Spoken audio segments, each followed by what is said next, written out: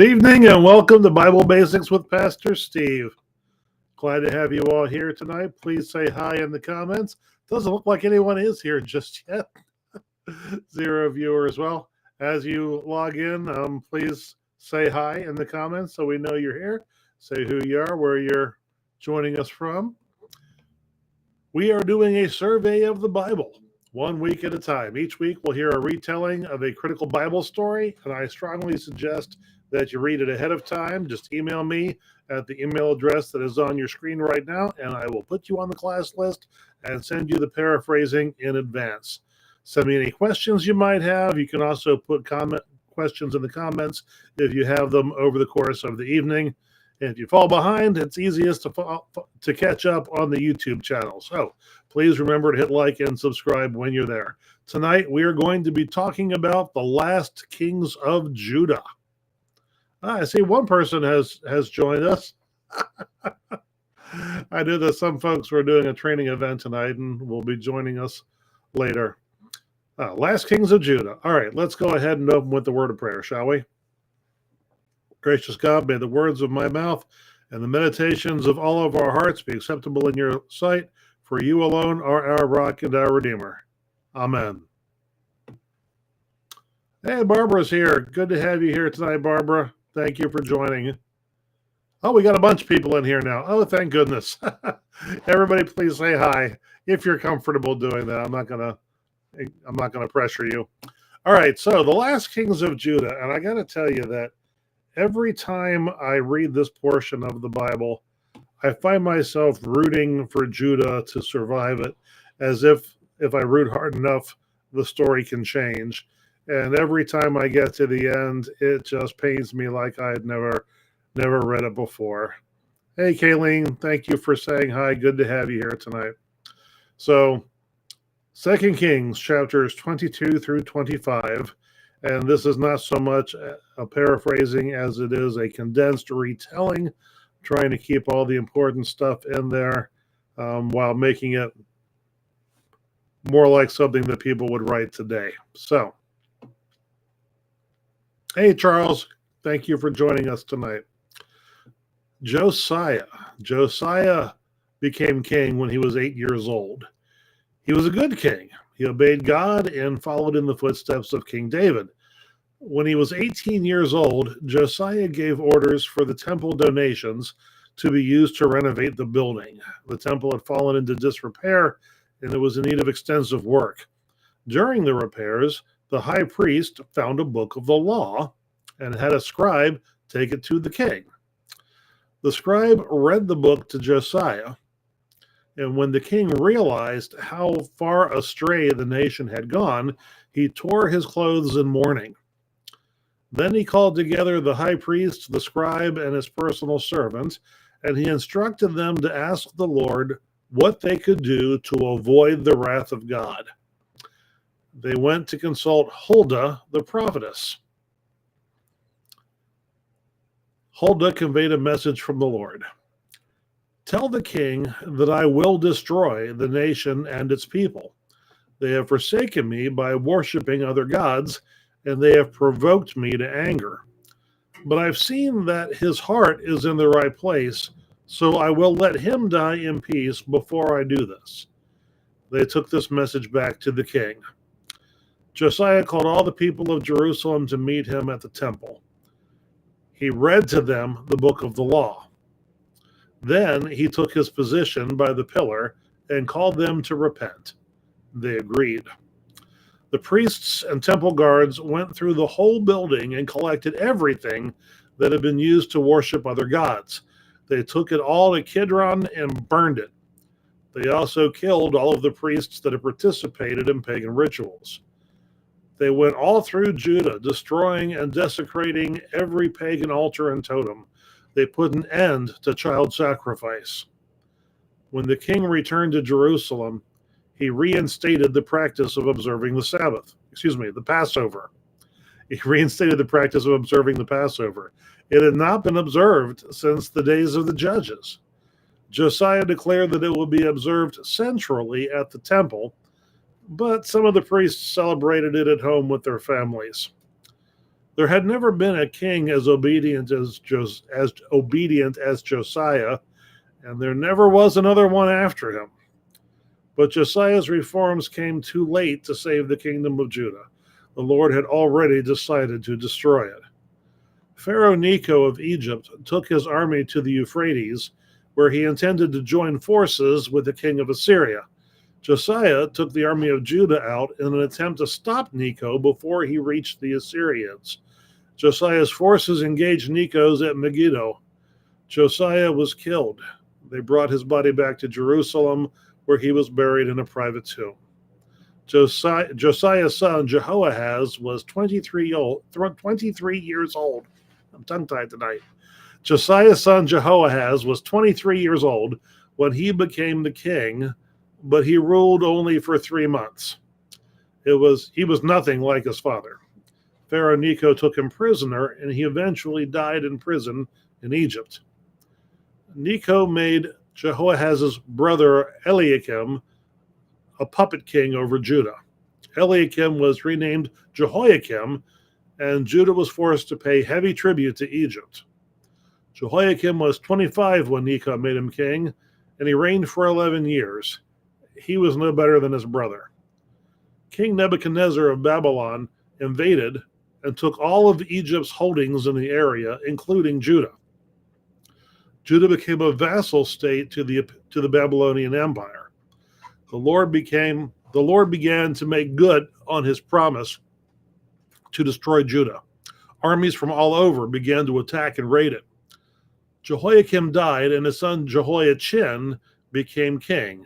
He was 18, and he only reigned 3 months. He was a bad king. Nebuchadnezzar laid siege to Jerusalem, and Jehoiachin surrendered.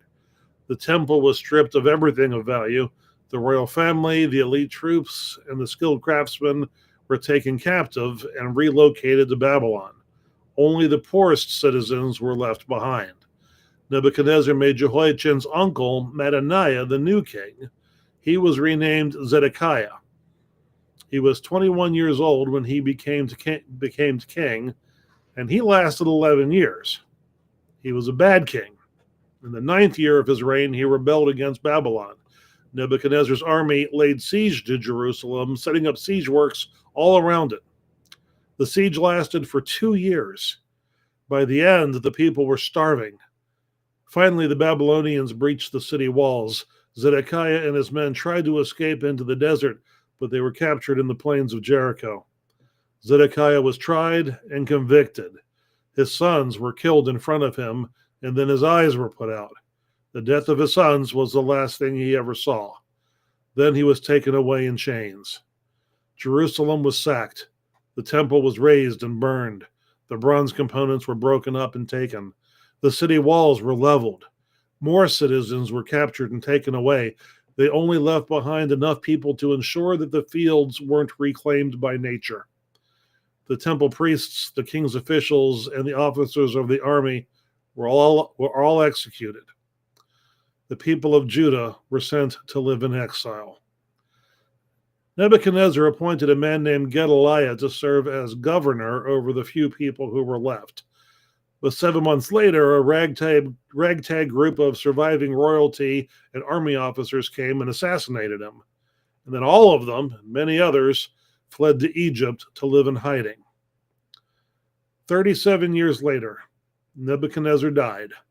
His son, Evil Merodach, it's quite a name, Evil Merodach, his son, became king of Babylon, and he took pity on Jehoiachin and had him released from prison. He was given an allowance. Wait, did I make a mistake?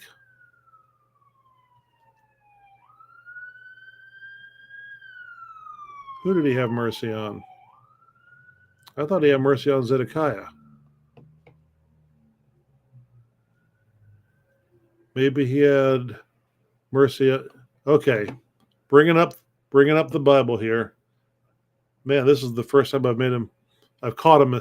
It's not the first time I've made a mistake this big. It's just the first time I've caught one this big during the broadcast before. 2 Kings 25. Oops. All right, let's see here.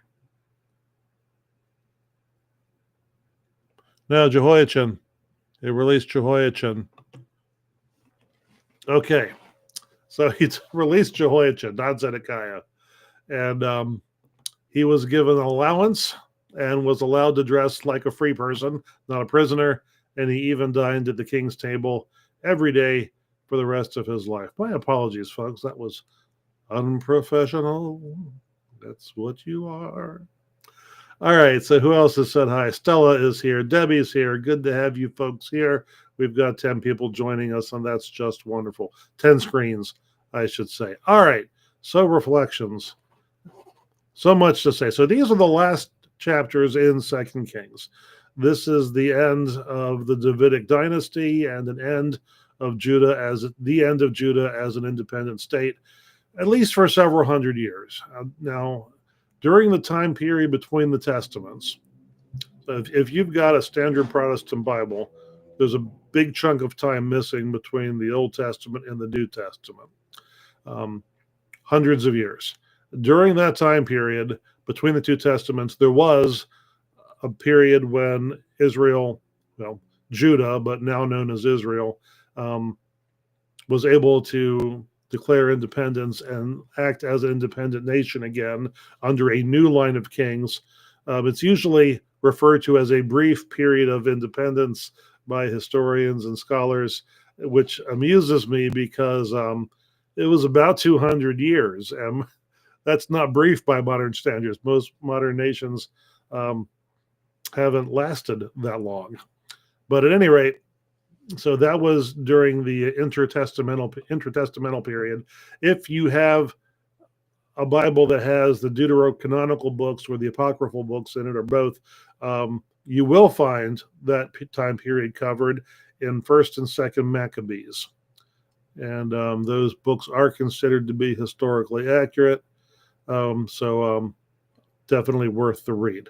Now, as far as the Davidic dynasty is concerned, this is the end of the road, at least until Jesus. John has joined us. Good evening, John. Good to have you here. So, the time period that immediately follows what we read today is the Babylonian exile. You might notice that there were two exiles in the story we heard today. The first exile and then the second exile. The first exile was before the siege. The second exile was after the siege. And by the time the second exile was done, it was just a mess. So that period, the exile, changed the face of what we would today call Judaism. Most of what we read today took place during the life of the prophet Jeremiah. And we know that because in the book of Jeremiah, he talks about these things, which we'll take a look at next week. It's interesting because last week we talked about Isaiah, right? And Isaiah has his own book, and he's mentioned in Second Kings.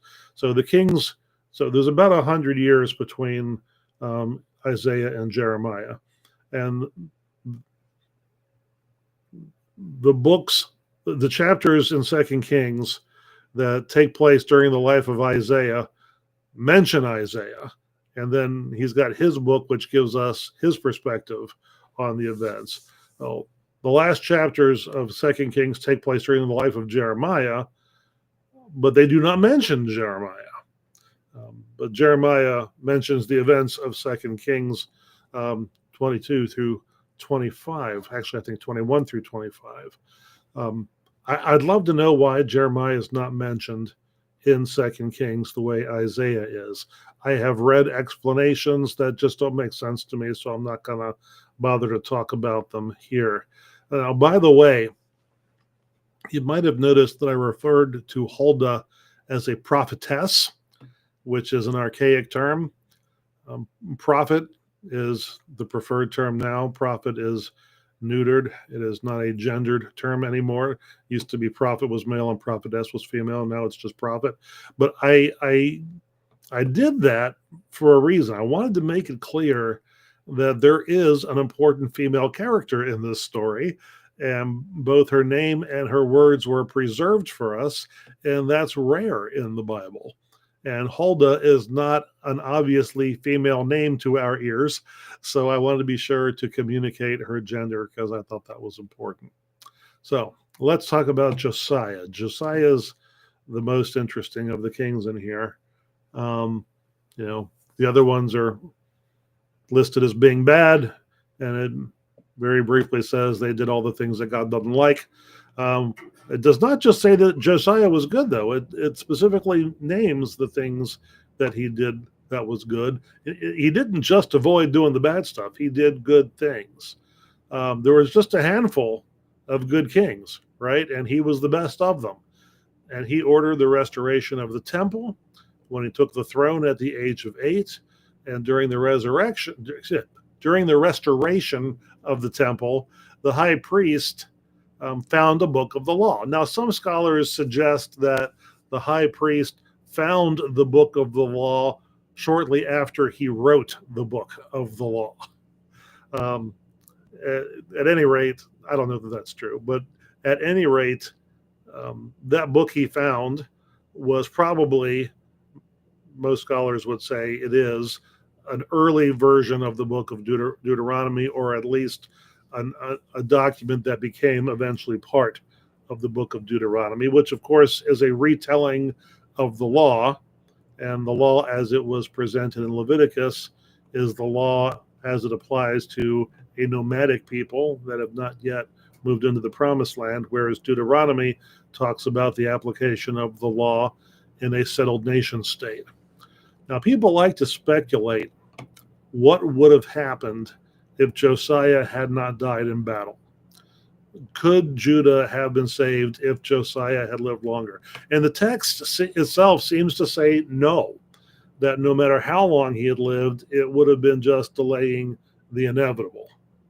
So at any rate, Josiah dies on Mount Megiddo, which is English for our Megiddo.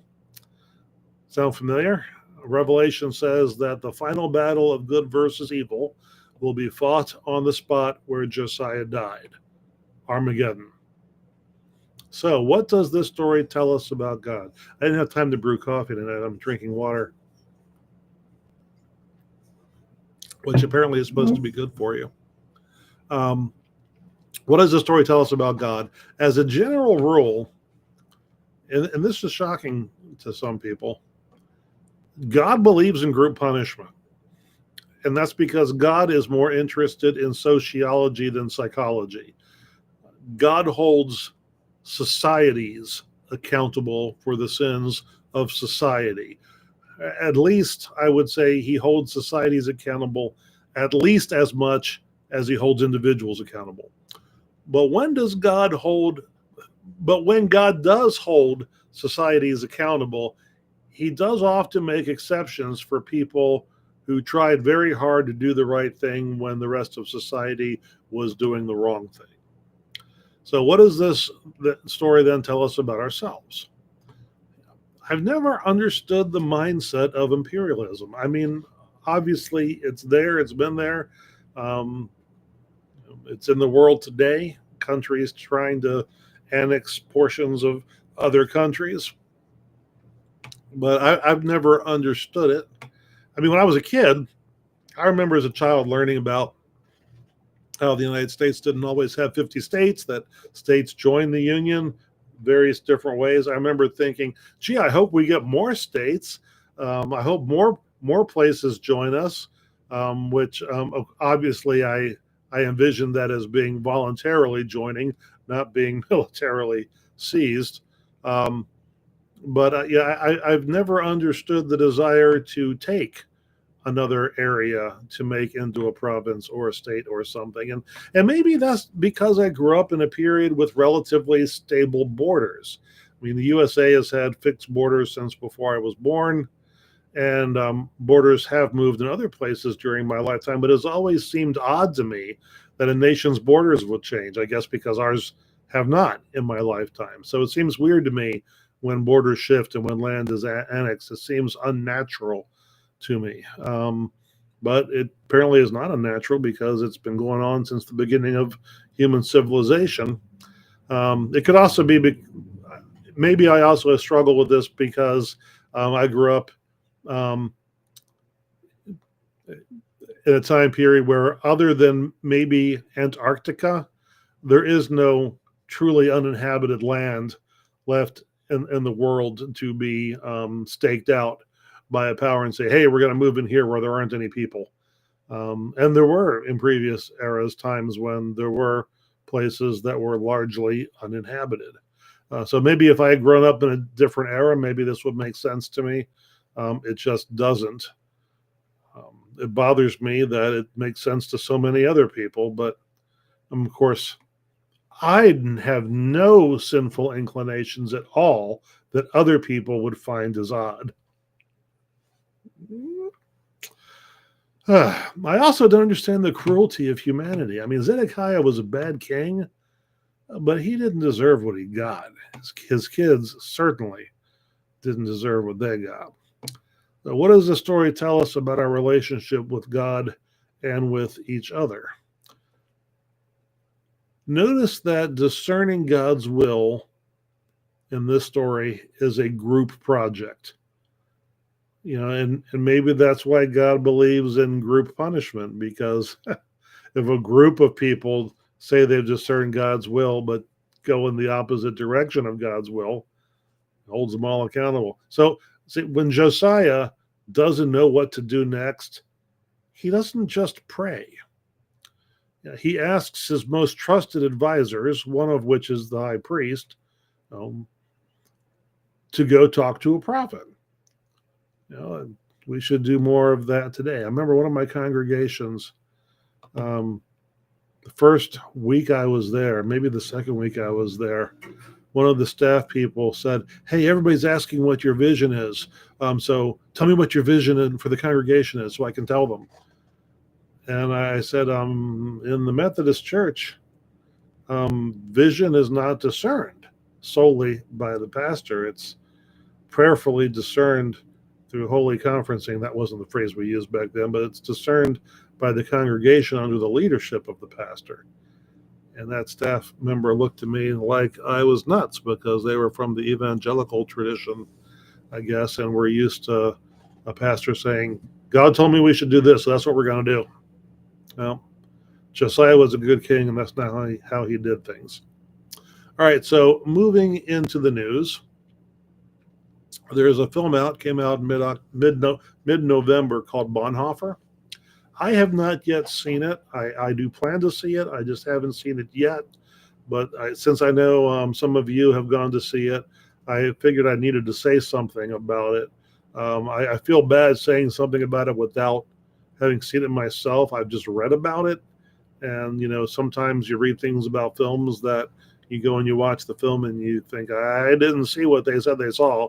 So, heavy dose of salt and everything I'm supposed to say. Leaders of the International Bonhoeffer Society have condemned leaders of the International Bonhoeffer Society have condemned the Bonhoeffer film for a number of reasons. Now, for those of you who don't know, Bonhoeffer was a German Lutheran pastor during World War II who was an anti-Nazi dissident, and he died in a concentration camp literally minutes before the camp was liberated by Allied forces. And there are supposedly big inaccuracies in the way he is depicted and the way his story is depicted. So Bonhoeffer was a founding member of the Confessing Church in Germany, and the film supposedly depicts the confessing movement as a clandestine resistance movement. Now, Bonhoeffer was involved in he was involved in two resistance movements, because he was related to people in both movements and knew people in both movements. So he certainly knew about resistance movements, and I guess you would say he was active in them, but the Confessing Church was not one of them. It was very much out in the open. I mean, these were people who protested and carried placards and stuff, and the purpose of the Confessing Church was to stop the movement. There was a movement afoot prior to World War II. Pretty much all the Protestant churches in Germany were independent. They followed different traditions, but they were not under one umbrella. And there was a movement in Nazi Germany to unify all of the Protestant churches into a single pro-Nazi Protestant church. And the confessing pastors were opposed to that taking place. So he was an anti-Nazi dissident. And he was involved in the confessing church movement, but it was not a clandestine activist movement in the sense that it wasn't an anti-government movement. It was about the future of the church.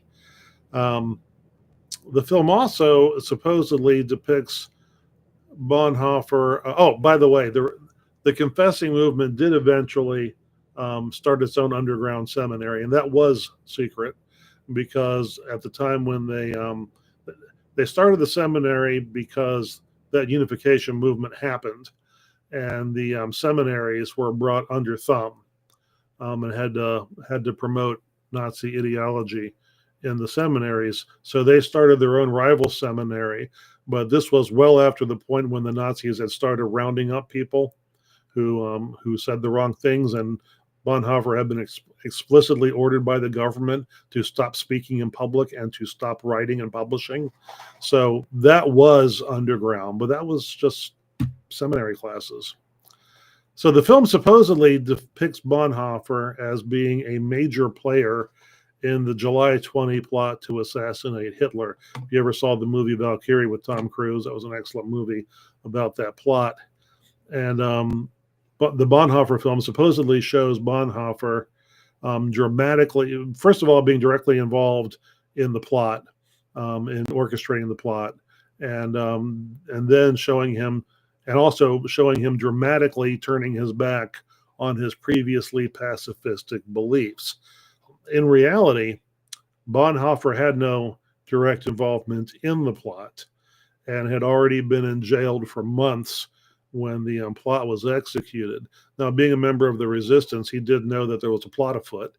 And after much agonizing, he decided that he approved of it. But he was still a pacifist. He was, you know how Batman has a no guns rule, but he made an exception for Bane? Maybe you don't know that. Bonhoeffer was a pacifist who made an exception for this one guy, Hitler, but he was not at all comfortable with it. The poster shows him holding a gun, which absolutely never would have happened. Now, the claim has been made that this movie depicts Bonhoeffer in such a way as to intentionally align his views with Christian nationalism, which was the exact opposite of what he would have wanted. I'd be interested in knowing from any of you who saw the film if you see that in the film. So if any of you have seen it, let me know if these criticisms are valid. Like I said, Bonhoeffer experts consider them to be valid, but I'd like to know what you think. So next week, we are going to be talking about Jeremiah. Now, next week might be our last week before we go on hiatus until January. I mentioned last week, at some point in December, we're going to stop meeting. It might be after next week.